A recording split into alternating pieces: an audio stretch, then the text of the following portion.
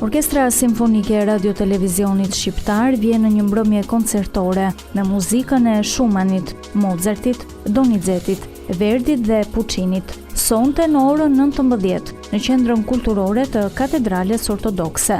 Koncerti vjen në dirigjimin e Carl Philipp Fromherz dhe me interpretimin e tenorit Valon Nimeri.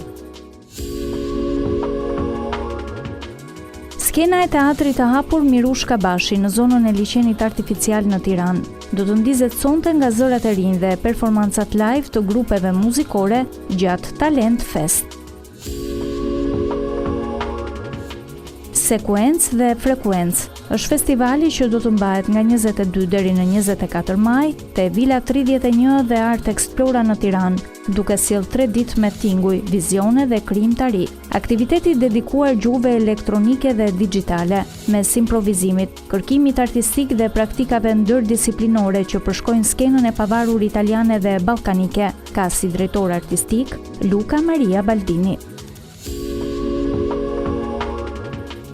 Më 23 maj në Durrës mund të bëni pjesë e një feste të hapur në qellin e qytetit, me rastin e çeljes së sezonit veror. Ritme, atmosferë, energji pozitive mund t'i gjeni në Durrës në fest, përgjatë bregdetit në bulevardin Epidam nga ora 18 deri në mesnatë. Këtë të shtu në orën 18 me rastin e javës europiane të muzeve, mund të bëni pjesë e një mbrëmjeje magjike për fëmijët te Muzeu i Shkencave të Natyrës. Ata mund të ndjekin workshope edukative dhe krijuese, si dhe një guidë speciale në muze në dritën e elektrikëve.